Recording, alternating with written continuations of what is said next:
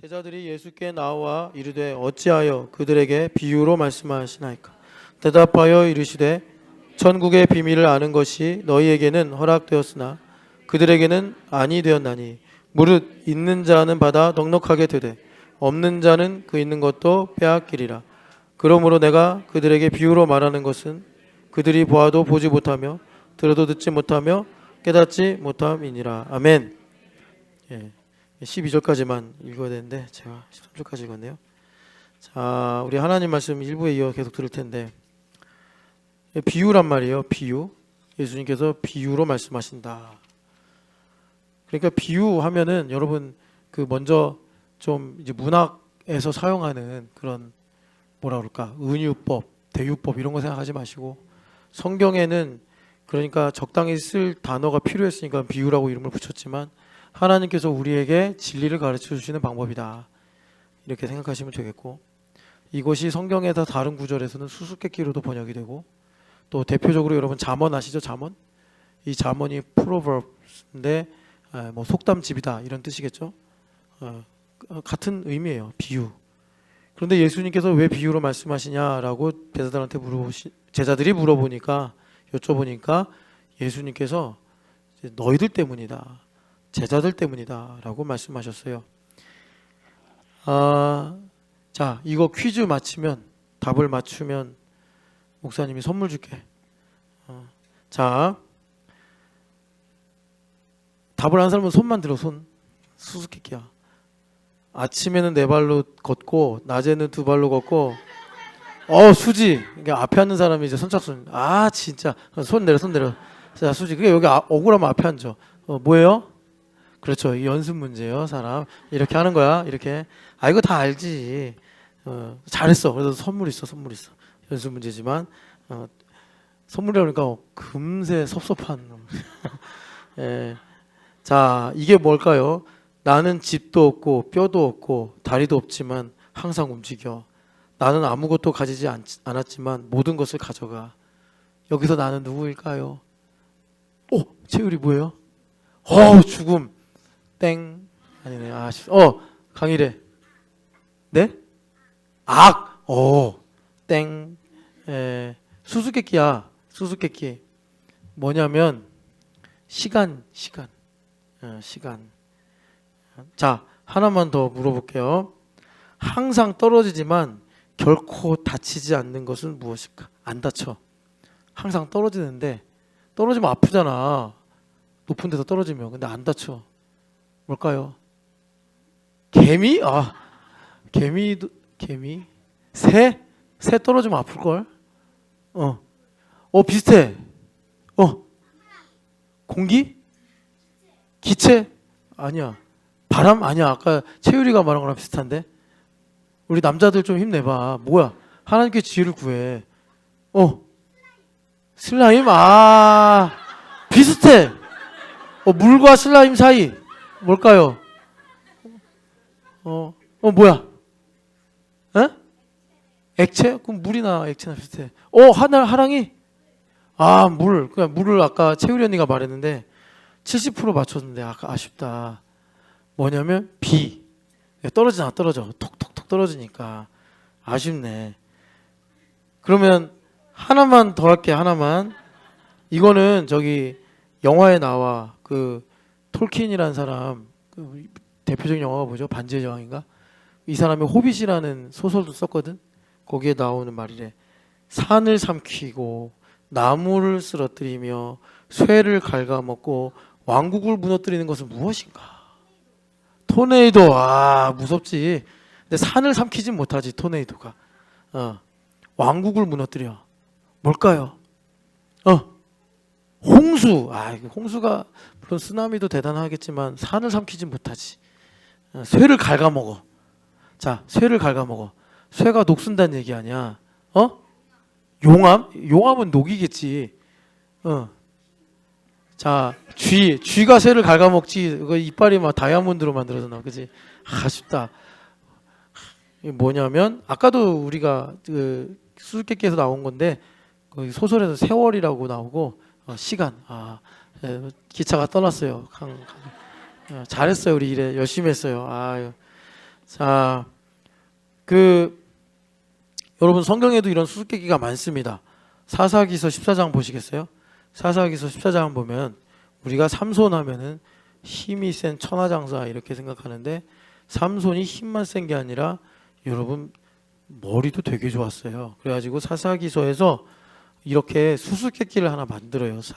여러분들 좀 비유라는 것에 대한 감을 잡으시라고 말씀을 이렇게 드리는 겁니다. 14절 이제 삼손이 수수께끼를 내요.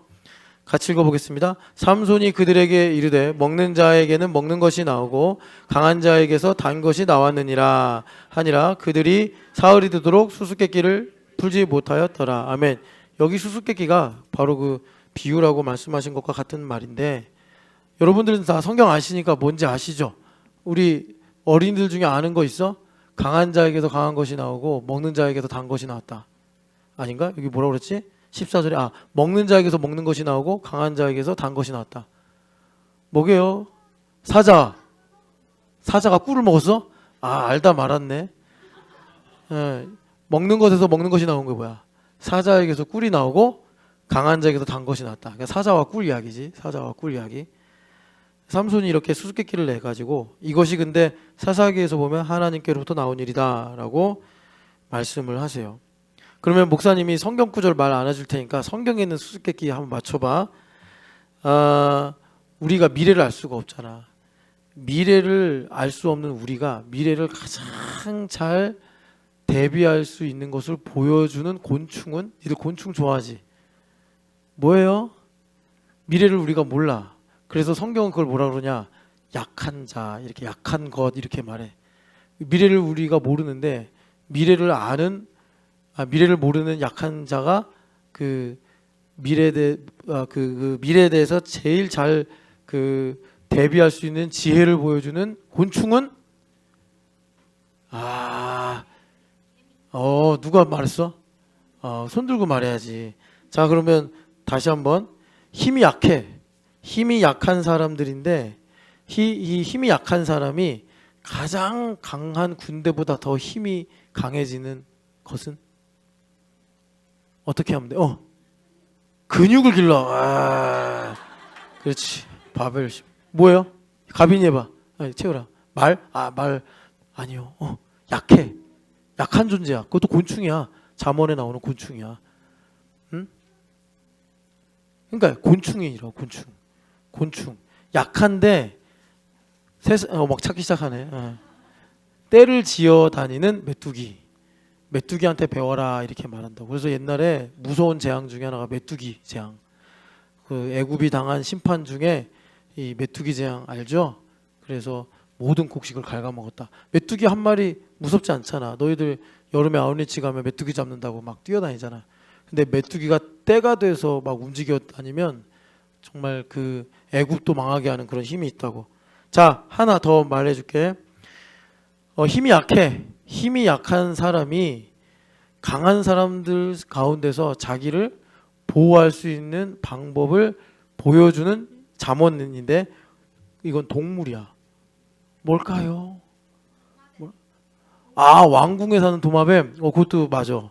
그리고 목사님이 염두에 둔 답은 뭐였냐면 그 바위 틈 사이에 살고 있는 뭐라 그러지? 뱀? 쥐랑 비슷한 류인데 토끼. 성경에 개역 성경에는 저기 사반이라고 되어 있는데 토끼, 뭐 너구리, 뭐 이렇게 말해. 바위 틈에도 산대. 이스라엘에 가면. 그래가지고 이렇게 하나님께서 세상에서 지혜를 우리한테 보여주시는데 그래서 여러분 제가 새벽에 한번 이 비유가 어떤 것이냐 이것을 어떤 분이 잘 정의했는데 그것을 이분이 정의한 걸로 말하자면 제가 한번 새벽에 그걸 소개해드렸어요. 뭐였냐 이렇게 말을 하더라고요. 알고 있으면 이해에 도움이 될 것 같아서 퀴크닝 이거를 예리한 뭐 이렇게 이해하면 좋을 것 같아요. 뭘 예리하게 하느냐? 요걸 어프리헨션 요거를 예리하게 한대요. 이해 뭐 이런 거죠. 뭐에 대한 이해냐? of the real. 그러니까 방금 전에 잠언이나 이런 내용들은 이제 지혜겠죠. 리얼리티가. 그런데 여기서 우리가 리얼이라고 말하는 건 일부 때 들으셔서 알겠지만 천국을 이제 더 리얼. 우리 교회가 가끔 이제 이 부분에 대해서 다른 표현을 쓰는 것이 영적 배경 이렇게 말합니다. 그런데 여러분 우리한테는 이 천국이라는 단어가 좀 유대인들하고 달라요.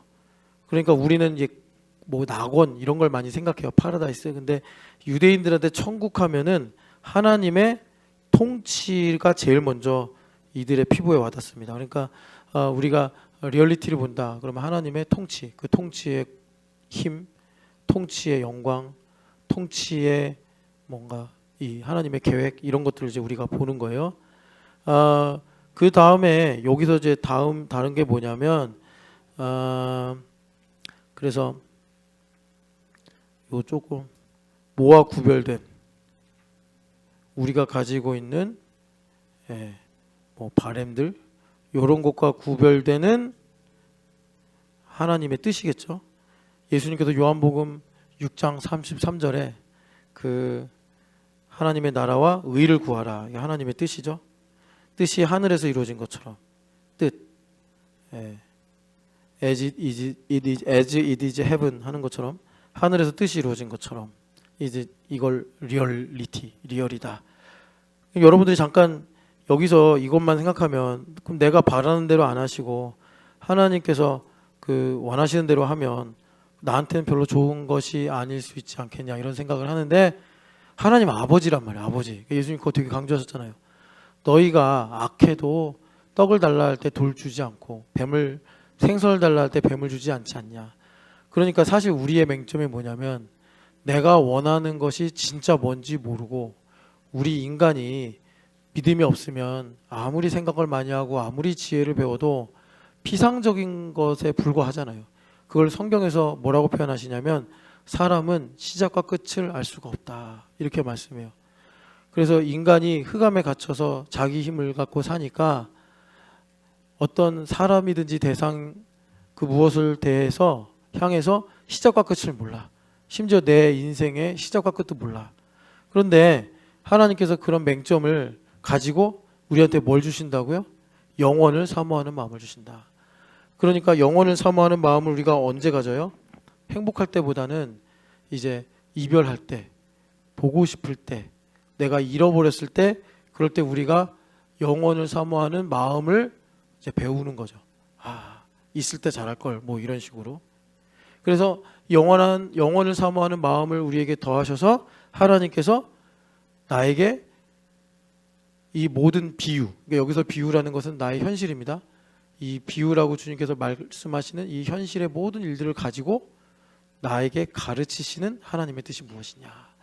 그러니까 오늘 어버이날이니까요. 어버이주일이니까 우리 부모님도 허상이라는 얘기가 아니라 우리 부모님도 하나의 모형이에요. 영원한 나의 아버지이신 하나님의 모형으로 계시니까 우리가 존경하고 또 사랑하고 섬겨야 하는 거예요. 그러니까 우리가 참 부모님을 5계명대로 섬기고 사랑하다 보면 이거는 어쩔 수 없는 숙명인데 나는 불효자구나 이걸 알게 돼요. 여러분 혹시라도 내가 꽃도 달아드리고 뭐 또 이렇게 선물도 드리고 또 이렇게 부모님 섬겼으니까 난 효자야. 이거는 아닌 거 여러분 다 아시죠? 이걸 해놓고 할 거 다 했다. 이런 사람 없단 말이에요. 우리의 신앙 고백처럼 우리가 할 일을 다 한 후에 주님 감사합니다. 저를 써주셔서 감사합니다. 이것이 신앙 고백이란 말이에요. 그러니까 우리가 그렇게 부모를 공경하라 하신 말씀을 우리가 믿음으로 행하게 되면 난 정말 부족하고 연약하구나 라는 것을 알게 돼요. 그렇게 될 때 우리 주님께서 나의 아버지이시고 또 나의 은혜의 또 공급자라는 것을 내가 깨달아 그러니까 우리 부모님을 섬기고 사랑할 수 있는 힘과 지혜를 주시더라라는 것입니다. 그게 리얼이에요. 그게 리얼. 그러니까 하나님은 우리 아버지시라 내가 정말 원하는 것 그것 또한 하나님께서 창조하실 때 우리 마음에 지으신 거예요. 그래서 그것을 주님은 아시고 나에게 그것을 영원한 가치로 내 것으로 삼게 하시려고 이제 삶의 비유를 통해서 천국을 소유하는 복된 삶을 살게 하시는데, 그래서 주님께서 비유를 통해서 자 요겁니다. 우리의 믿음의 이해, 어프레hension을 믿음의 이해라고 한다면 그것을 매우 날카롭고 예리하게 하사 군더더기들 아까 전에 우리가 1부 때 시편 119편 71절 읽었는데 거기 보면 고난으로 율례를 배웠습니다. 여기 율례가 하나님께서 정하신 바, 그러니까 나를 통해서 이루실 하나님의 계획과 뜻을 고난을 통해서 배웠습니다. 왜 그러겠어요? 답은 겸손해지기 때문에. 그러면 겸손해지지 않으면 어떻게 되죠? 내 생각, 내 계획이 앞서요. 대표적인 게 타이밍이에요. 하나님은요 주권을 갖고 계신데 그 주권을 가장 명확하게 보여주는 것이 어떤 힘의 크기가 아니라 때예요, 때. 그래서 하나님은 때를 딱 붙잡고 계세요. 그래서 우리 믿음의 사람이라면 절대로 하나님보다 더뎌서도 안 될 것이고 하나님보다 성급하게 앞서가도 안 돼요. 그래서 그걸 에베소서에 그래서 니네가 교회를 다니느니라 라고 주님 말씀하시는 거예요. 교회를 왜 다니죠? 성령 하나님으로 충만해서 세월을 아끼는 거예요. 세월을 아끼는 게 뭐예요? 그게 의욕을 한 거라고 말씀드렸고, 시간을 붙잡아라 라는 뜻이다.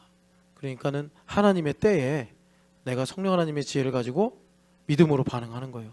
그러지 않으면 성급하게 서두르기도 하고, 또 주님은 일하시겠다고 그러는데 계속 때 쓰는 아이처럼 안 해 싫어 막 이럴 수도 있는 거예요. 그래서 주님께서 우리에게 시간의 주권을 가지고 하나님의 때가 무엇인가 그것을 통해서 우리에게 말씀하시는데, 우리 마음이 교만하면 내 때가 옳다고 내 방법이 옳다고 그래가지고 하나님께서 어떻게 해요? 일을 못 하시죠. 그래서 고난을 통해서 하나님께서 거기 이제 시편 119편 71절 앞에 70절을 보면은 내 마음이 기름져서 내 마음에 뭐 이런 이제 지방이 가득했습니다. 이런 말씀이 있어요. 그러니까 교만했다 이거예요. 거드름을 피우고 또는 이제 눌려 있고 그런 가운데 하나님께서 고난을 통해서 나를 겸손하게 하셔서 이제 내 안에 그런 장애물들이 없어졌으니까, 나를 하나님의 음성을 듣지 못하게 만드는 소음이 없어졌으니까 하나님의 때가 선명하게 나에게 들리는 거예요. 그래서 내가 막 지금 당장 하고 싶어도 하나님의 때가 선명하니까 조급해지지 않고, 내가 내 생각에는 준비가 안 돼 있다고 하는데 하나님의 때가 선명하니까 내가 이제 뭐 뒤로 물러가거나 아니면 불순종하지 않고 담대하게 믿음으로 전진하는 이런 일들이 생기게 된다. 그래서 참 이 고난이라는 것이 흑암의 기본값인데, 하나님께서 이 고난을 나쁘다고만 보지 않으시고, 나쁘다고 보셨다면 교회 다니고 예수님 믿으면 고난이 없어야죠. 그런데 중요한 건 뭐냐면 하나님께서 나의 전부를 사랑하시기 때문에 나의 고난도 사랑하시는 거예요. 그 말은 무슨 말이냐면 나의 실패와 나의 고통을 통해서도 영광을 받으시기 원하신다. 그럼 그걸 어떻게 하나님께서 활용하시냐 봤더니 나를 겸손하게 하시는 거예요. 그래서 여러분, 율법적으로 우리가 이제 고난을 통해서 겸손해질 수도 있지만 율법적이지 않고 복음적으로 우리가 겸손해지는 방법이 뭐죠? 그게 이제 예수님께서 승천하시면서 유언처럼 주신 말씀, 제자를 삼으라 라는 말씀이에요. 제자를 삼으라. 제자를 삼다는 게 뭐냐? 제자를 삼다는 것은 여러분 대표적으로 여기 이제 공동체가 있잖아요. 아까 1부 때도 말씀드렸지만 서유란 집사님이 리더예요. 서유란 집사님이 오늘 커비타 왔네. 커비타의 아픔을 자기 아픔처럼 느껴. 그래야 하나님께서 너가 겸손하다라고 인정하시는 거예요. 뭐 유란 집사님 지금 사무엘부 예배하러 갔지만 유란 집사님이 기도를 많이 하고 뭐 은사를 많이 받고 그래서 저는 겸손하고 싶어요. 막 말로 계속 말하고 다니고 그런다고 하나님께서 너 겸손하구나 이렇게 인정 안 하신단 말이에요. 여러분, 겸손은요 보석 중에 보석이에요. 왜냐? 예수님의 중심이 겸손하다. 그래서 예수님께 우리가 제자가 돼서 배우는 거 두 가지인데 겸손과 온유라고 했어요. 그래서 우리가 이제 하나님 앞에 겸손하다고 인정받으면 정말 우리는 큰 복을 받는 건데, 그 복이 뭐냐? 여기 선생님들 계시잖아요. 차정원 집사님이 선생님이에요. 우리 아이들을 가르치면서 이 아이들의 마치 진짜 엄마인 것처럼, 온유랑 이든이도 있지만 우리 차정원 집사님 가르치는 애들이 누구죠? 4학년 우리 4학년 애들, 우리 뭐 예성이 이런 애들, 얘를 예송이를 자기 딸처럼. 그러면 우리 하나님께서 정은아 네가 겸손하구나 이렇게 주님께서 인정하신다는 거예요. 그러면 주님께서 못하실 일이 없어요. 가르치지 못하실 또 주시지 못하실 지혜가 없다. 요한복음 15장을 가보시겠습니까? 여기 이제 친구 이야기가 나오는 건데 예수님 우리랑 친구가 되길 원하시는데 그거는 예수님과 모든 걸 함께하고 싶어서 우리가 친구가 될 수 없죠. 어떻게 하나님과 친구가 되겠습니까? 그런데도 예수님은 그 마음을 위해서 내가 너희를 친구라 하노라 이러시는 거예요. 친구가 뭐래요? 여러분 여기 15장 기왕 펴셨으니까 제일 큰 사랑, 친구의 제일 큰 사랑 14절 같이 읽어보겠습니다. 사람이 친구를 위하여 자기 목숨을 버리면 이보다 더 큰 사랑이 없나니 아멘. 그러니까 우리 차정원 집사님이 가빈이를 위해서 기도하고 참 하나님의 마음을 나누면 그거보다 더 큰 사랑이 없다 이렇게 말씀하시는 게 그게 제자다 그런 거예요. 그런데 여러분 지금 우리가 이것 때문에 말씀을 본 건 아니고 그 위에 예수님께서 뭐 때문에 이런 말씀을 하시는가 이유를 밝히시는데 11절 같이 읽어보겠습니다. 내가 이것을 너희에게 이름은 내 기쁨이 너희 안에 있어 너희 기쁨을 충만하게 하려 함이라. 아멘. 예수님을 믿으면 그 조나단 에드워드 목사님이 그거 갖고 평생 연구하셨어요. 이분이. 그래서 그분의 책에 보면 예수님을 믿은 사람은 반드시 마음에 두 가지가 있다. 평안과 기쁨이다. 이렇게 말씀했어요. 이게 religious affection이다 이랬어요. 그러니까 평안과 기쁨은 틀림없는 구원의 증거예요. 그러니까 여러분 날마다 기도해야겠죠. 그런데 예수님께서 기쁨을 주기 원하신대요. 그런데 그 기쁨이 누구냐? 무엇이냐? 예수님의 기쁨이고 그 예수님의 기쁨은 아버지의 기쁨이에요. 아버지로부터 온 기쁨. 그러면 그 기쁨이 뭐냐? 여러분 그거를요 예수님께서 참 한마디로 설명하기 어려우시니까 마음속에 있는 얘기니까 이걸 이제 예수님 이야기로 말씀해 주셨어요. 이야기. 이번에 현빈 자매가 그 아까 1부 때도 말씀드렸지만 우리가 이화여대 가가지고 이렇게 이제 복음을 전하는데 보통 이제 전도를 하려면 우리가 좀 뭐라 그럴까 전도에 익숙하지 않거나 말에 서투르면 사형리나 전도지를 가지고 예수님을 가르치거나 소개하려고 하잖아요. 그런데 현빈 자매가 우리 언니들이 이렇게 앉아가지고 복음을 전하는데 그냥 자기 이야기로 전하더라. 예. 이게 사실 어떻게 보면 전도의 그 왕도거든요. 예. 전도의 바른 길. 나의 이야기. 그래가지고 테라리움 하면서 뭐 하나님과 관계는 어때요? 갑자기 이렇게 물어본대요. 그럼 당황해가지고 이게 무슨 말씀이세요? 아니 당신이 아실 거 아니에요. 하나님 관계가 어떤지 막 이러면서 좀 무례하지 않게 여러분 그렇게 이제 자기가 하나님을 떠나서 얼마나 또 방황했는가 이런 얘기도 하고 이야기에는 그런 힘이 있습니다. 예수님의 이야기를 하면 참 좋은데 지금 우리가 읽으려고 하는 것이 누가복음 14장 23절 보면은 여기에 혼인잔치의 비유가 있어요. 예수님 하도 그 잔치를 많이 하셔가지고 예수님도 잔치를 많이 해서 바리새인들은 예수님을 비난하는 사람들이잖아요. 그래가지고 뭐래요? 고기 먹기를 좋아하고 또 뭐 술을 좋아하는 사람이다 이렇게 예수님을 막 비난했는데 그만큼 예수님께서 잔치. 그래서 어떤 바리새인들은 왜 세례 요한의 제자들은 금식을 하는데 예수님의 제자는 맨날 왜 먹고 마시기만 합니까? 이렇게 또 예수님을 공격했잖아요. 그랬더니 혼인잔치에 와서 신랑하고 만나는데 금식하면 그게 맞냐 이런 말씀도 하시고 그러면서 새 포도주는 새 부대에 담아야 된다 말씀하셨는데 여기 14장 23절 같이 읽어봐요. 주인이 종에게 이르되 길과 산 울타리로 나가서 사람을 강권하여 데려다가 내 집을 채우라. 아멘. 그럼 여러분 사실 이게 이제 와닿지 않아요. 왜냐하면 이건 이제 고대 사회를 배경으로 예수님께서 그 당시에 사람들에게 전하신 비유라서 무슨 말이냐면 마태복음에 요거랑 비슷한 비유가 있어요. 그거는 임금이 아들을 결혼시키면서 혼인잔치를 연 거고 이거는 아마도 이제 이렇게 많은 사람들을 초대하는 걸 보면 그 동네에 존경받는 유지 정도 뭐 영주는 아니고 하여튼 간에 욥처럼 존경받는 사람 정도. 근데 그 사람이 좋은 마음으로 잔치를 열었는데 아니 초대받은 사람들이 못 간다 하니까 이제 하인들을 보내가지고 저기 산에 울타리에 있는 사람까지도 다 모아서 채워야 돼 이렇게 말씀을 하는 거예요. 자 이게 어떤 내용이냐면 그 왕의 혼인잔치랑 좀 달라요. 왕의 혼인잔치에는 그 혼인잔치 안 온 사람들을 왕이 군대를 보내서 멸하고 그들의 집을 다 불태워버립니다. 그 왜 그런 거냐면 왕이 화가 나서가 아니라 그게 그 왕의 왕위를 계승하는 그 의식이거든요. 그런데 이 잔치에 안 온 사람들이 그런 겁니다. 저 왕도 싫었는데 그 왕의 아들이 또 왕이 된다고 하니까 탐탁치 않은 거예요. 나 하나 정도는 빠져도 되겠지라는 생각을 했는데 모든 그 이제 반역자 마음에 이 반역심을 갖고 있는 사람들이 다 드러난 거예요. 그래서 그렇게 심판을 하는 거고, 여기는 이제 그런 내용이 아니고요.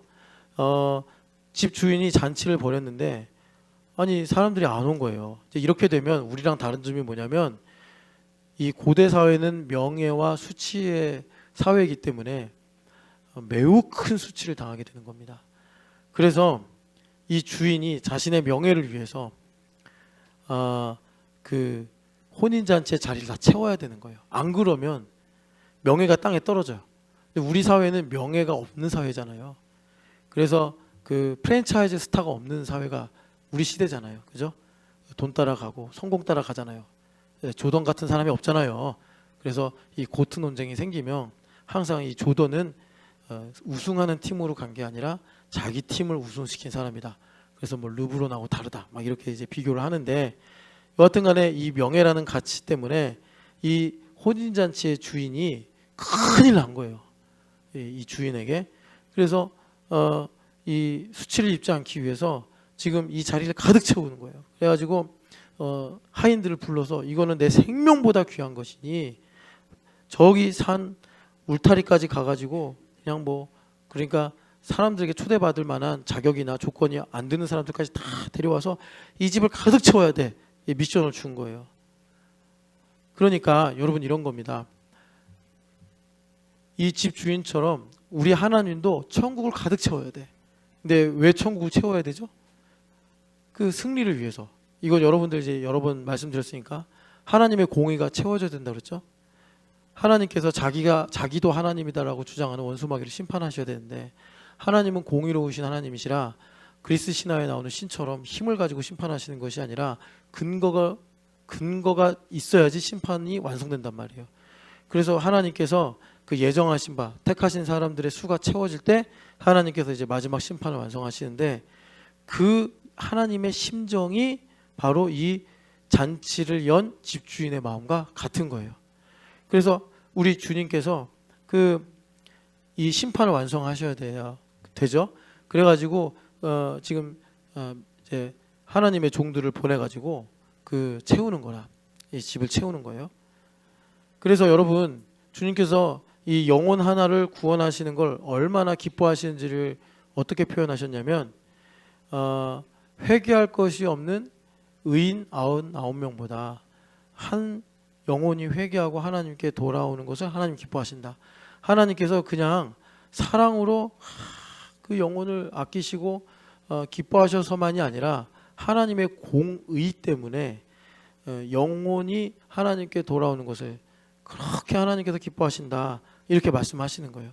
그러니까 우리가 사실은 이 누가복음 14장의 이 말씀을 읽고 주인의 마음을 공감하기가 되게 힘든 게, 우리 사회는 이미 많은 것이 해체돼서 명예라는 거 단어 사전에만 있지 우리의 삶에 없단 말이에요. 뭐 예를 들어서 우리에게 와닿게 명예 그러면 옛날에 우리 아버지 할아버지 세대처럼 평생 직장 이런 게 있어야 된단 말이에요. 그래서 일본에 가면 아직 그런 게 좀 남아 있어가지고 어떤 노인분이 은퇴를 하는데 그 회사 직원들이 젊은 아이들부터 동료들까지 쭉 도열을 해주는 거예요. 그 노래를 불러줄 때 눈물을 흘리면서 은퇴를 하시더라고. 고맙다, 이 회사를 잘 부탁한다. 근데 요즘 세상에 그런 거 없잖아요. 예. 그러니까 우리가 이 비유를 가지고 주님의 마음을 깨닫기는 좀 어려워요. 그런데 주님께서 얼마나 한 영혼을 기뻐하시는가, 이것은 그냥 우리가 한 사람을 애착하는 그런 마음으로 기뻐하시고 사랑하시는 거라기보다 하나님의 공의가 완전히 충족이 되어서 하나님께서 마지막에 심판하시고 승리하시고 영광 받으실 그 일 때문에 하나님께서 이렇게 하나님의 집을 여기 내 집을 채우라 하신 것처럼 하나님의 집이라고 하면 천국이죠. 이 천국을 채우는 것을 그렇게 기뻐하신다. 그 기쁨을 하나님께서 어떻게 우리에게 표현하셨냐면 99명이 집에 있는 것보다 집 나간 한 명이 돌아오는 것이 하나님 아버지께는 큰 기쁨이다. 그러니까 이걸 가지고 제가 이제 여러분들에게 드리려고 하는 말씀 뭐냐면 예수님께서 제자를 삼으라 하셨는데 이 제자를 삼으라는 것이 뭔가 봤더니 세례를 주고 예수님께서 가르치신 것을 이제 전달해서 그것으로 지키게 하라라는 것이니 이 공동체에서 서로 섬기고 기도하고 축복하는 거란 말이에요. 이 일을 우리 주님은 가장 영광스럽게 여기시고 이런 일로 인해서 우리가 꼭 율법적으로 병이 들거나 또 고통이 오거나 이래가지고 겸손해지는 것보다 우리가 한 영혼을 사랑해서 섬기는 일로 우리 주님께서 인정하시는 겸손의 크기가 더 크다. 이 일로 인해서 주님께서 우리에게 나를 깊이 성찰하는 은혜를 주셔서 비유를 깨달을 수 있도록 주님께서 우리에게 지혜를 주신다. 그래서 비유가 뭐냐? 1부 때 나눴던 말씀을 정리하면 이 비유는 우리의 삶인데 왜 내가 살아가는 현실을 비유라고 하느냐? 내가 살아가는 현실은 우리가 늙어가는 것처럼 시간이 지나가면 변하거나 사라지고 만단 말이에요. 그런데 나의 삶에 변하지 않는 것은 무엇이냐면 우리 주님께서 약속하신 천국이란 말이에요. 나의 삶에 하나님의 나라가 있는데 이 하나님의 나라의 모형으로서 나의 이 인생을 주신 거고 내가 이 인생을 비유로서 깨닫고 알게 될 때 마침내 하나님께서 나에게 정말 주고자 하시는 영원한 나의 것이 되는 천국을 소유하고 살 수가 있다. 그래서 주님께서 나의 삶을 모형으로 보면서 이 모형을 통해서 하나님의 뜻과 하나님의 계획과 하나님의 영광과 하나님의 능력이 무엇인지를 알게 하시려고 주님께서 아까 우리가 읽었던 마태복음 13장에 그들에게는 허락이 되지 않았기 때문에 내가 비유로 말하는데 이 비유를 너희들이 깨닫는 것은 허락이 되었기 때문에 내가 이 비유를 너희들에게 가르쳐 준다. 이렇게 이제 말씀을 하시는 거예요. 자, 1부 때 말씀을 좀 정리하느라고 길게 얘기했는데 말하자면 이겁니다. 우리가 나의 삶을 모형으로 보는 거예요. 나의 삶에 여러 가지 해결해야 될 문제, 선택해야 될 내용들 있죠. 지혜롭게 잘 선택해야 돼요. 그리고 그것을 이루기 위해서 열심히 살아야 돼. 그러면 지혜와 능력이 필요하죠. 그것을 내가 하나님께 구해서 받는데 그 내용이 뭐냐? 이 모형을 통해서 하나님의 나라를 봐야 된단 말이에요. 실체를 보게 될 때 하나님께서 그 나라를 구하는 나의 기도를 들으시고 현실의 문제에서 하나님의 뜻을 찾고 이룰 수 있도록 나에게 힘과 능력을 공급해서 결론적으로 어떻게 된 거죠? 나의 현실을 아주 복되고 아름답게 살아가게 하신다. 이 이야기가 흘러가서 청년들에게 땅을 차지하길 원하는 그 많은 사람들에게 복음이 된다. 주님께서 우리에게 말씀하신단 말이에요. 그런데 이 진리를 주님께서 우리에게 학교에서 공부하는 것처럼 암기하게 하시고 머리로 이해시키셔서 주시는 것이 아니라 우리 하나님은 고수시고 하나님이시기 때문에 우리가 겸손하기만 하면 나이가 어떻든 신학의 경력이 어떻든 그 사람의 출신이 어떻든 하나님은 능히 주실 수가 있다. 겸손하게만 하면 된다. 하나님께서 인정하시는 최고의 겸손이 뭐라고요? 영혼을 섬기고 살아가는 것. 제자를 삼으며 살아가는 것이다 라고 주님께서 우리에게 말씀을 하시는 거예요. 그래서 다시 이제 우리가 마태복음 13장으로 가면은 여러분 이제 마태복음 13장을 이제 본격적으로 좀 볼게요. 마태복음 13장은 그냥 그 하나의 천국 비유의 컬렉션이 아니에요. 마태 선생님이 마태복음을 썼는데 이분이 이제 이 세리 출신인 거 아시죠? 그러니까 뭔가 그 기질로 말하면 TJ 이런 사람이에요. TJ. 그러니까 만약에 이 사람이 학교를 다녀 마태가 그러면 필기왕.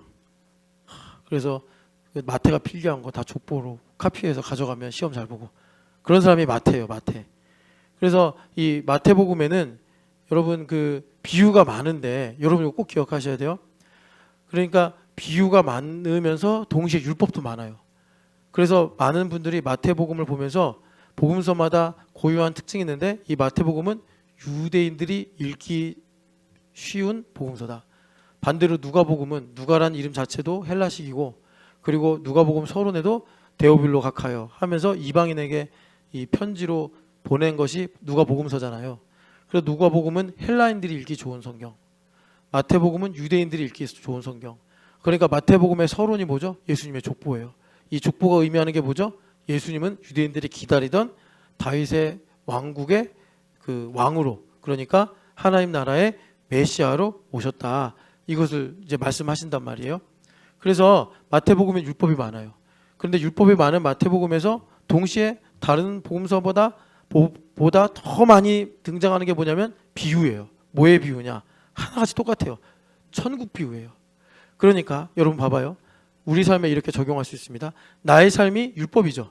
내가 다니는 직장, 내가 가지고 있는 어떤 물질의 소유, 내가 가지고 있는 성격, 내가 또 행하는 모든 일들 다 율법이에요. 근데 율법이 뭐라고요? 천국을 가리키는 모형이라고. 그러니까 이 천국 비유를 깨닫는 것을 너희들에게 허락이 되어 있다. 예수님께서 말씀하시는 거예요. 그럼 이게 왜 우리가 깨달을 수 있는가? 내가 나의 삶을 어떻게 천국으로 이해할 수 있는가?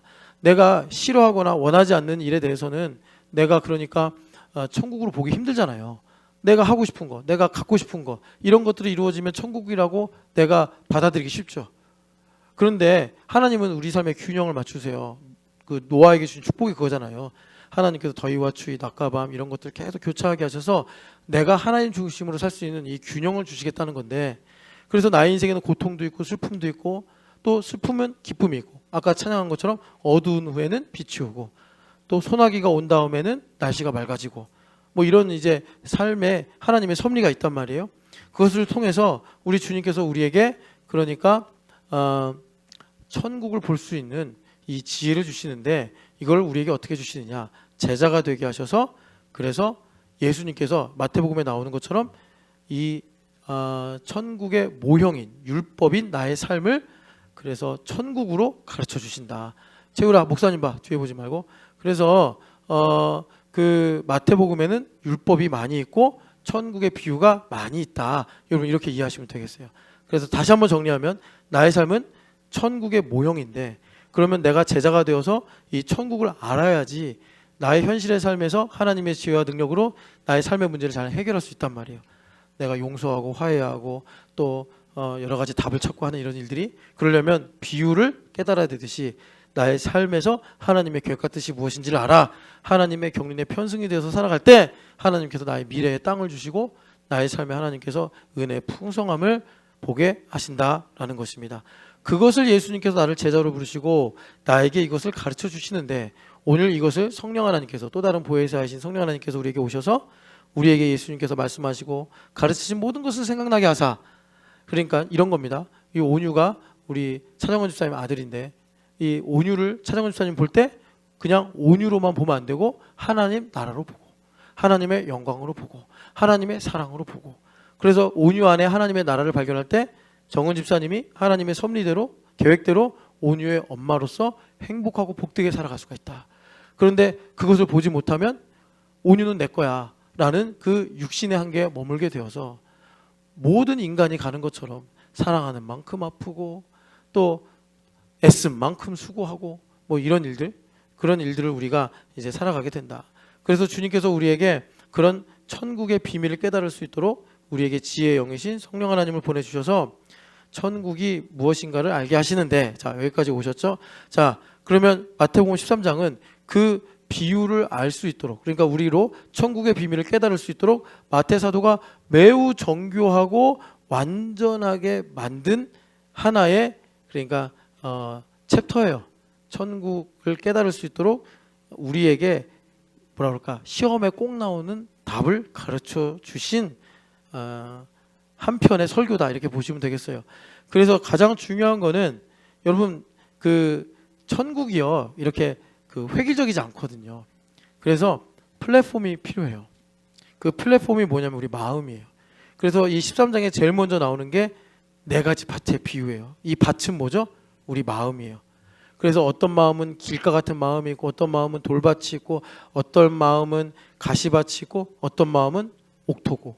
그래서 좋은 땅은 말씀을 심으면 이 말씀이 자라서 열매를 맺는데, 나머지 말씀을 들을 때 완고해지는 마음, 또 말씀이 심어졌으나 뿌리 내리기가 힘든 돌과 같은 마음, 또는 말씀이 자라는데 세상을 너무 사랑하는 마음이 내 마음에 가득해서 염려와 유혹이 있어가지고 이 말씀이 열매를 맺기까지 자라지 못하고 성장이 멈춰버리는 마음, 이런 것들을 이제 우리가 제자가 되어서 기경을 해주시는 거죠. 주님께서 우리의 마음을 밭에 갈아주시는 거예요. 그것이 뭐죠? 그것이 우리가 연단받는 거예요. 내 안에 내 힘으로 살려고 하는 불순물들. 그러니까 예수님의 기쁨이 내 안에 충만해지면 예수님께서 나에게 빛을 비추어 주셔서 내 마음 깊은 곳에 있는 내가 모르는 나의 두려움들, 내가 모르는 나의 아픔들, 그런 것들을 돌, 가시 같은 혹은 완고한 나의 마음을 주님께서 이제 농부가 농사를 지을 때 밭을 갈아 엎듯이 그렇게 기경해 주셔서 내 마음이 기름진 부드러운 마음, 옥토가 되게 하사 하나님의 말씀을 들으면 겸손과 온유로 충만하여 무엇이든지 아멘. 마리아 선생님이 어떻게 보면 교회의 조상인데 이분이 뭐라고 그랬어요? 이해할 수도 없고 또 자기가 한 번도 생각해 보지 못한 성령으로 잉태하여 아들을 낳으리라 했을 때 내가 아직 결혼을 안 했는데 어떻게 자식을 낳습니까? 그랬더니 가브리엘이 하나님의 말씀을 능치 못하실 일이 없다 이렇게 말씀하시니까 그 10몇 살밖에 안 된 마리아 소녀가 나는 주의 요정이오니 주의 말씀대로 이루어질지어다 기도하고 아멘을 해버렸단 말이에요. 이게 겸손과 온유예요. 뭐 여러분 우리가 또 믿음의 조상이라고 말하는 아브라함도 있잖아요. 너의 자녀 독자 이삭을 하나님께 바쳐라. 뭐 어디 뭐 목사가 되게 해라 이런 얘기도 아니고 번제로 하나님께 바치라는 거예요. 그런데 아브라함 이 할아버지께서 예수님을 지극히 경외하니까 다 하나님께서 선하신 뜻대로 하신 말씀이겠지 하고 순종이 되더라라는 것입니다. 그러니까 여러분들이 어떤 말씀을 딱 들었을 때 혹은 이제 주일처럼 이 은혜의 밀도가 높은 이날 성도들과 교제한단 말이에요. 나중에 조금 이따 내려가서 비빔밥을 먹을 텐데 비빔밥 먹으면서 그냥 오늘 머리가 바뀌었네. 뭐 현지자매 이제 머리가 바뀌었잖아요. 그런데 현지자매가 이제 밥을 먹는데 아마 이제 시험을 끝나고 이렇게 살아서는 안 되겠다 해서 이제 이건 이제 제가 농담으로 하는 말입니다. 뭐 여인이 이렇게 머리를 짧게 자를 때는 뭔가 그런 게 있대잖아요. 뭐 6월에 소리도 내리고 막 이런 데잖아요. 그런 건 아니겠죠. 예, 농담인데 그런데 또 이제 우리가 왜 그런지 모르니까 머리가 누구 같네 이랬는데 현지자매가 갑자기 밥 먹다가 입맛이 사라지는 거예요. 예, 그런 거는 어떤 거죠? 주님께서 기뻐하셔서 현지자매 마음에 이렇게 이제 빛을 비추시는 거죠. 그럴 때 주님 이 마음을 주님께 드립니다. 그러면 주님께서 다 기경해 주셔서 주님께서 우리 마음에 옥토를 열어 주시더라라는 것입니다. 여러분 주일에 오셔서 천국으로 가는 플랫폼을 가지시기를 축복합니다. 자, 그것이 여러분 예수님께서 13장 1절부터 말씀하신 네 가지 밭의 비유예요. 그래서 주님께서 이 말씀하시면서 너희에게는 이 비유를 아는 것이 허락이 되어 있다. 16절에는 너희 눈은 봄으로 복이 있고 귀는 들음으로 복이 있다. 17절에 보니까 구약의 많은 선지자들과 의인들이 너희들의 이 천국을 보길 원했으나 그들은 보고 싶어도 못 봤는데 너희들은 제자가 돼가지고 오늘 우리 교회가 되고 예수님의 몸이 되어서 우리는 볼 수가 있다. 이렇게 말씀하시는 거예요. 그게 뭐죠? 주님께서 우리의 마음을 옥토로 만드신다. 그래서 주님께서 말씀만 하시면 심어진다. 자라가게 된다. 열매를 맺게 된다라고 말씀하시는 거예요. 그리고 그 다음에 나오는 비유가 되게 중요한데 이제 비유 하나하나를 다 설명해 드릴 시간 없으니까 제가 요약만 해드릴게요. 그 다음에 나오는 비유가 어떤 밭이 있는데 주인의 밭이 있는데 거기다 주인이 알곡을 딱 심었어요. 그럼 추수 때가 되면 많은 열매가 맺혀질 텐데 종들이 잠을 잘 때 원수가 와서 가라지를 뿌린 거예요. 자, 이거 비유입니다. 그래가지고 이렇게 새싹이 돋는 걸 보니까 가라지도 있고 알곡도 있는 거예요. 근데 여러분 아시겠지만 가라지와 알곡이 자라면 알곡이 힘들죠. 이 가라지랑 섞여가지고. 그래서 종들이 말합니다. 가라지 가서 뽑을까요? 그런데 주인이 하는 말이 그러다가 가라지인 줄 알고 뽑았는데 알곡이면 어떡해. 추수 때까지 놔두면 가라지는 가라지대로 분명히 드러나고 알곡은 알곡대로 아주 분명해진다. 추수 때까지 놔둬라 라고 말씀하세요. 그리고 이 비유 또한 예수님께서 36절 이하에 보면은 제자들이 와서 그게 무슨 뜻이에요? 라고 비유를 물어보니까 주님께서 그 비유에 대한 비유의 의미를 이제 말씀해 주시는 거예요. 뜻을. 마찬가지로 우리가 교회 와서 나의 인생이 비유예요. 하나님 이걸 통해서 주님께서 내게 말씀하시는 것이 뭐예요? 하나님 지금 내가 이렇게 회사를 다니는데 하나님의 계획은 뭐예요?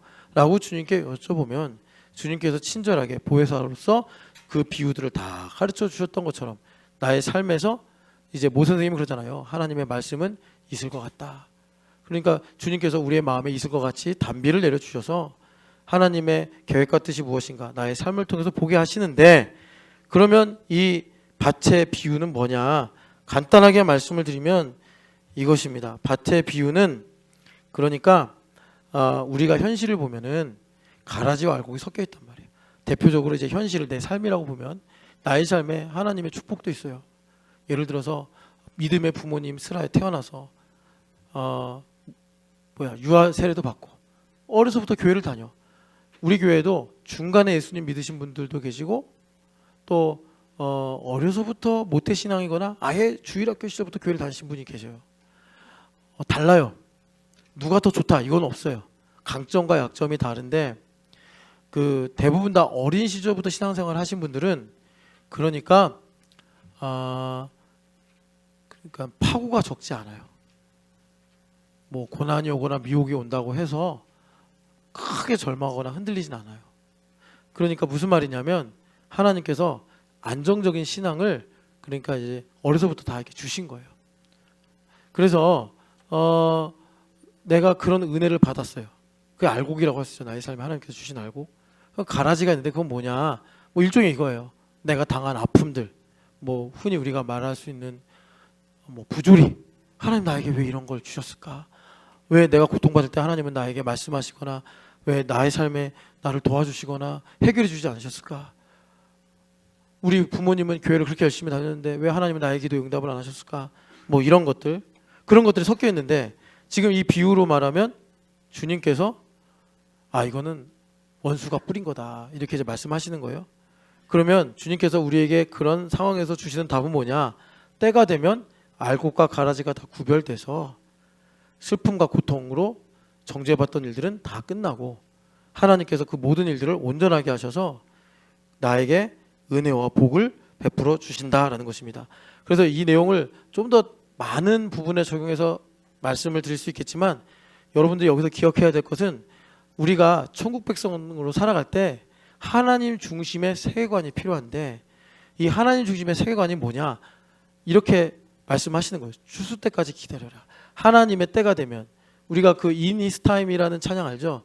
기다려 그 때를. 그래서 주님의 때가 되면 다 형통하게 되고 다 선하게 된다. 이것을 주님께서 비유로서 우리에게 세계관을 말씀하시는 거예요. 이 세계관을 가지고 있어야지 우리가 당장 뭐 가뭄이 오거나 혼란스러운 일이 오거나 낙심이 올 때도 요동하지 않고 그래 추수 때가 되면 하나님께서 하신 일들은 분명히 열매로 나타나 믿음을 가지고 우리가 그렇게 이제 믿음의 경주를 할 수 있다라는 것입니다. 여기서 여러분 중요한 게 이제 예수님께서 가라지와 알곡의 비유를 주시고 그리고 30절에 그 비유 이야기가 끝나요. 그 다음에 36절에 제자들이 주님 그 가라지와 알곡의 비유가 뭐예요? 라고 물어보니까 예수님께서 43절까지 쭉 말씀하시는 거예요. 이 가라지와 알곡 비유가 분명히 여러분들에게 세계관이 돼야지 여러분들의 삶에 하나님의 화평이 임하고 나아가서 주님 다시 오실 때까지 분명한 종말의 신앙을 가지고 이 땅에서 승리하고 살아갈 수가 있어요.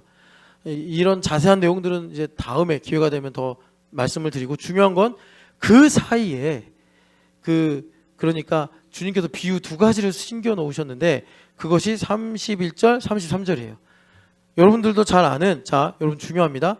알곡과 가라지 비유가 이제 해석과 이야기 사이가 이제 연결되는데 그 사이에 31절부터 33절에 우리가 잘 알고 있는 겨자씨 비유하고 누룩 비유가 있어요.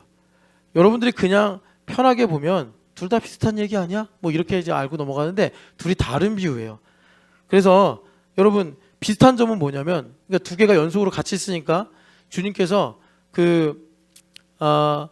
이제 공통적으로 가르쳐 주시는 것과 또 차이점을 통해서 강조하시는 부분이 있는 건데 이 13장은 우리가 나의 삶을 천국으로 볼 수 있도록 주님께서 가르쳐 주실 때 아주 기본적인 시험에 꼭 나올 만한 문제들만 정리한 그런 비유다. 그래서 첫 번째가 플랫폼에 관한 거. 그래서 우리 마음이 옥토가 돼야 된다. 제자가 되면 우리 주님께서 우리의 마음을 기경해 주셔서 하나님의 말씀이 우리에게 들어올 때 심겨지고 우리가 아멘으로 받아서 우리가 영접하고 그리고 그 말씀이 쭉쭉 자라서 100배 60배 열매를 맺도록 우리 마음을 주님께서 기경해 주신다. 이게 플랫폼이고 그 다음에 이제 thinking spiritually 영적으로 사고하는 것. 여러분 로마서 8장 4절 이하를 보면은 영의 일을 하는 사람은 영을 따라 생각한다 그래요. 그러니까 영적으로 생각을 해야 돼요. 그래서 우리 주님께서 보이는 것이 나타나는 것으로 된 것이 아니라 보이는 것은 보이지 않는 하나님의 말씀으로 말미암는다. 이렇게 말씀했단 말이에요. 영 안이 열려야 된단 말이에요. 영 안이 열리는 것들을 주님께서 지금 이제 세계관이라고 하는 알곡과 겨자씨 비유로 말씀하시고, 이 알곡과 겨자씨 비유 가운데 이제 영적인 사고법으로 주님께서 말씀하신 게 겨자씨 비유와 누룩 비유예요. 이 겨자씨 비유는 뭐냐면, 겨자씨는 세상에서 제일 작은 씨가 아니에요. 근데 예수님께서 여기서 과장법을 사용하시는 거예요. 실제로 여러분 이제 백과사전이나 아니면 실제로 겨자씨를 한번 찾아봐요. 겨자씨 그렇게 작지 않아요. 그런데 주님께서 세상의 모든 씨보다 작은데, 그런데 이것이 커서 큰 나무가 된다. 사실 이 겨자나무는 그렇게 큰 나무가 아니에요. 백향목이나 우리나라에 있는 여러 나무들에 비하면 큰 나무가 아닌데, 주님께서 그렇게 과장법을 가지고 우리에게 말씀하시는 건 뭐냐? 천국이 우리에게 어떻게 임하느냐? 영적으로 사고를 해야 된다는 거예요. 뭐냐면 예수님께서 이런 말씀하셨죠. 너희 중에 지극히 작은 자에게 한 것이 내게 한 것이다. 그죠? 그러니까 무슨 말이냐? 내가 사소하게 여길 수 있는 타이밍, 내가 사소하게 여길 수 있는 사람, 사소하게 여길 수 있는 그 일 통해서 하나님께서 우리 삶에 천국이 임하게 하신다라는 거예요. 이게 겨자씨 비유예요. 그러니까 내가 이렇게 이제 계획을 하면 어떤 건 너무 중요해서 그거에 혈안이 돼 있어. 그것 때문에 웃기도 하고 울기도 하고 그래. 그런데 하나님은 그 뻔해 보이는 거, 그 중요하게 여겨지는 일을 통해서 하나님께서 일을 하시는 것이 아니라, 내가 하나님 중심이 아니면 사소하게 여기는 것, 내가 가볍게 여길 수 있는 것, 그런 것들을 통해서 하나님의 나라가 이 땅에 침투하기 시작해가지고 마침내 판세를 뒤집어 엎는 것이 하나님께서 이 땅에 그의 나라를 펼치시는 일이다. 이것을 내가 이해하고 영적으로 사고를 해야지 하나님께서 나의 삶을 통해서, 그러니까 땅을 정복하고 다스리는 일을 하게 할 수 있다. 이게 겨자씨 비유고요. 33절의 누룩 비유는 뭐냐면 차이점이 있어요. 겨자씨 비유는 보잘것없는 작은 것이 이제 나중에 판세를 뒤집을 수도 있는 엄청난 일이 된다는 것을 주님께서 보여주시는 거라면, 이 누룩의 비유는 여러분들 우리가 그동안 자세히 레위기 같은 데서 많이 읽은 대표성의 원리, 이런 거예요. 그러니까 여러분 주님께서 예물을 뭐라고 말씀하셨냐면, 레위기 17장에 어제 우리 라이슨하고 어퍼링에 대해서 쭉 이제 말씀을 들으면서, 어퍼링의 의미는 하나님의 것, 그리고 두 번째 개념이 지극히 거룩한 거다. 그래요, 주님께서. 그러니까 거룩 중에 거룩, 이게 누룩이에요. 그래서 거룩 중에 거룩은 반드시 그것이 속해 있는 전체를 온전하게 한다. 그 영적인 영향력을 가르쳐 주는 것이 33절의 말씀 누룩 비유예요. 가루 서말이 있는데 누룩 작은 것이 들어가서 전체를 부풀게 하는 것처럼, 하나님께서 내 거다라고 말씀하시는 우리 삶의 지극히 일부, 그게 10분의 1이든 100분의 1이든 그 일부가 하나님께서 말씀하시는 most holy, 지극히 거룩한 것이 되어서, 그것을 내가 믿음으로 하나님께 고백하고 드리고, 또 내가 믿음으로 순종할 때 그것을 통해서 기하급수적인 천국의 통치, 거룩의 영향력이 나의 삶에 들어와 버려가지고 주님께서 가루 서말을 부풀게 한다라고 하신 것처럼 나의 삶에 하나님의 통치가 충만하게 하신다. 주님께서 그렇게 우리에게 가르쳐 주시는 거예요. 그래서 여러분, 당연히 여러분들 아시겠지만 천국은 물리학의 법칙에 의해 움직이는 게 아니라, 그러니까 영적인 법칙에 의해 움직이는 거잖아요. 그 영적인 법칙을 우리가 지금 예수님의 비유를 통해서 하나하나 깨닫고 알게 되는 거예요. 그래서 우리가 물리학의 법칙을 알면 이런 모든 이제 움직이는 현상들을 이해하고, 그래서 아인슈타인 같은 사람은 에너지 방정식도 만들고 이런 것처럼, 그리고 상대성 원리도 만들고 이런 게 발견하고 이러는 것처럼, 우리도 영적인 원리를 알게 되면 하나님께서 나를 향하신 계획과 뜻이 무엇이며, 이 일을 통해서 하나님께서 하실 일이 무엇이며, 그래서 나의 인생에 하나님께서 답으로 주시는 것이 무엇인가를 알 수 있게 된다. 그래서 우리가 영적으로 세상을 보는 세계관이 겨자씨와 이 알곡의 비유인데, 이 말씀을 하시면서 주님께서 그러니까 이제 겨자씨 비유, 작은 것에서 판세를 뒤집는 엄청난 일이 이루어진다. 그리고 두 번째는 대표성의 원리로서 지극히 작은 것이 거룩하게 되어서 하나님께서 전체를 온전하게 하시는 이런 일을 베풀어 주신다. 그래서 이런 일들이 나의 삶의 시주가 날처럼 얽히게 되면 이런 거예요. 여러분들 하루 24시간 전체죠. 그 중에 지극히 짧은 시간, 예를 들어 하루의 첫 시간 새벽 예배, 이 새벽 예배를 주님께 이 누룩처럼 드리게 될 때 나에게 24시간 동안 많은 일들이 있고 내가 알 수 없는 많은 일들이 오고 갈 텐데 하나님께서 그런 모든 일들을 이 하루의 첫 시간이라는 누룩을 통해서 온전하게 하셔서 나로 어디를 가든지 주님과 동행하는 이런 일들을 베풀어 주시더라라는 것입니다. 그래서 이제 알곡과 겨자씨 비유가 끝나고 44절부터 50절까지 세 가지 비유가 나와요. 세 가지 비유가 나오는데 여러분 마태복음을 잘 읽어보시면 알겠지만 이 마태복음에는 13장 말고도 천국의 비유가 많아요. 슬기로운 처녀들의 비유도 있고 또 달란트 비유도 있고 아까 우리가 들은 혼인잔치의 비유도 있고 포도원 농부들의 비유도 있어요. 그런데 지금 여기 13장에 이렇게 콤팩트하게 딱 모아놓은 건 뭐냐면 그러니까 우리의 삶을 천국의 모형으로 봐야 되는데 그러려면 우리가 영적인 사고를 해야 된단 말이에요. 마치 요즘 아이들이 문해력이 부족하다 또 공부를 잘하려면 메타인지를 해야 된다 이렇게 사람들이 말하는 것처럼 우리도 일종의 영적인 그런 문해력과 메타인지가 열려야 되는데 그 원리들을 담고 있는 게 13장이다. 그래서 13장 44절부터 50절에는 세 가지 비유가 나오는데 여러분 제가 이렇게 깊이 있게 말씀은 못 드리지만 주마간산식으로 쭉 말씀드리는 거는 앞으로 이 내용들을 여러 성경의 말씀을 통해서 우리가 나누게 될 텐데 여기 박이미 집사님이 불과 6, 7년 전 뭐 이러면서 시작하잖아요. 그래서 자기가 우리 교회 와가지고 나는 진짜 믿음이 있는가 이걸 계속 붙질을 했다는 거 아니에요. 그래서 붙질 잘못해서 저한테 많이 혼도 났어요. 예. 어디다 붙이라고 앉아있는 거야 막 이러고 뭐 많은 스토리가 있어요. 어느 날은 이랬어요. 목사님 왜요? 왜 그런 무서운 얼굴을 하고 나를 봐요? 저는 이제 하고 싶은 것도 없고 뭐 원하는 것도 없어요. 왜 그래요? 난 십자가에서 죽었어요. 무서워 그러지 마. 내가 막 그러거든요. 박예미 사람이 십자가에서 죽으면 막 달리고 싶고 등산도 가고 싶고 막 저 예전에 뭐 일본의 높은 산도 올라가고 싶고 그래야 된단 말이에요. 십자가에서 죽은 사람은. 목사님 저는 하고 싶은 것도 없고 이건 아니에요 여러분.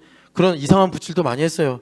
그런데 알고 보니까 이제 아이패드가 아니라 진짜 내가 믿음으로 그리는 이 리얼리티 영원한 천국의 그림을 그리게 하신다.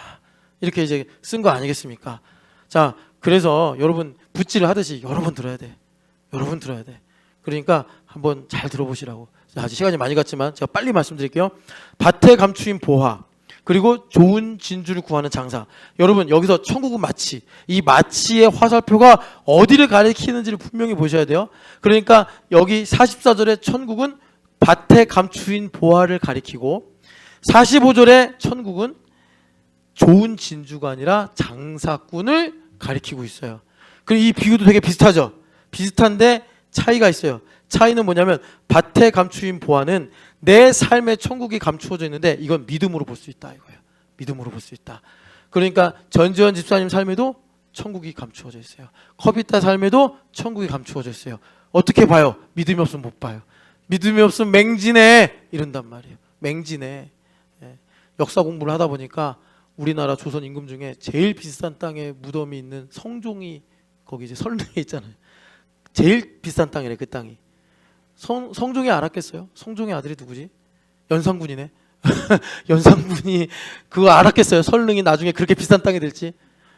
그런데 여러분 믿음의 눈으로 보면 제가 뭐 좀 부동산 얘기하는 게 아니고 믿음의 눈으로 보면 내 인생에 감추어진 하나님의 뜻이 이거구나 깨닫고 알 수 있단 말이에요. 그게 밭에 감추인 보화고 그러면 여기 좋은 진주를 구하는 장수의 비유는 뭐냐? 이것은 뭐냐면 이거예요. 여러분 그러니까 우리 삶이 천국의 모형인데 여러분 이 천국의 모형을 어떻게 완성하느냐? 이 천국의 모형이 그러니까 나의 삶에서 이런 거예요. 여러분들이 만약에 뱅가드예요. 뱅가드를 섬겨. 이게 나에게 천국의 모형이야. 여기 하나에 나의 이 천국의 삶이 다 걸려 있어요. 그러니까 그 사람은 여러분 혹시 이거 오해하지 마세요. 절대로 그 직분을 지켜야 돼. 만약에 일준 집사님이 막 인도를 리더잖아. 인도를 하는데 뭐 핍박이 심하고 근심이 심해서 목사님 이제는 저 벵가드 인도 못하겠습니다. 그럼 일준 집사님 망하는 거예요. 일준 집사님은 할아버지가 돼서도 왜냐하면 그게 좋은 진주를 구하는 장사로서 천국이 임한 거예요. 여러분 그렇게 하나님께서 주신 이 좋은 진주를 가지시기를 축복합니다. 그리고 이제 고기를 모는 그물은 이제 주님께서 천국의 비유로 주시는 마지막 비유인데 그것이 뭐냐면 여기 보면 천국이 뭐예요? 그물이래요. 그물. 그래서 각종 물고기를 다 담고 있다. 그래서 주님께서 나 인생에 모든 일이 다 교차돼서 오고 가게 하시는데 선하신 하나님께서 그 모든 일들을 복되게 하신다라고 여러분들이 일단 이해하시고 나중에 깊이 있게 묵상하시면 됩니다. 그래서 이 비유를 다 말씀하신 다음에 51절 이 모든 것을 깨달았느냐, 이 영적으로 사고하는 법, 이 비유들을 내가 다 깨닫게 되었을 때 주님께서 52절 같이 읽어보겠습니다. 예수께서 이르시되 그러므로 천국에 제사된 서기관마다 마치 새 것과 옛 것을 그 곳간에서 내오는 집주인과 같으니라. 아멘. 그래서 우리 신촌연합교회에게 주님께서 천국을 주기 원하시고 나의 삶이 하나님의 나라로 정말 아름다운 땅이 되기를 원하시는데 그런 일들을 이루시기 위해 우리에게 뭐라고 그래요? 우리 제자도 교회잖아요. 우리는 어떤 제자가 돼야 돼요? 천국의 제자가 된 서기관이 돼야 된다. 그래서 서기관이 여러분 옛날에는 성경을 이렇게 책으로 안 갖고 다니고 두루마리를 했단 말이에요. 이사야서 66장까지 1장부터 66장까지 다 두루마리야. 그러면 일어나라 빛을 발하 이 말씀이 어디 있지? 못 찾아요. 두루마리 언제까지 펴고 있냐고. 옛날에 뭐 성경을 읽기가 쉬웠지도 않았고 서기관들 딱 찾아요. 그거 참 신기하죠. 여러분들의 삶이 두루마리예요. 여기에 나의 인생이 적혀 있어. 오늘 나에게 하나님께서 구하시는 말씀이 뭔가? 기도해. 우리가 천국의 제자된 서기관이 되어서 나의 인생을 주님께서 빛을 비추어 주실 때 여기에 있는 이 텍스트를 통해서 오늘 나에게 그리스도를 말씀하시는구나.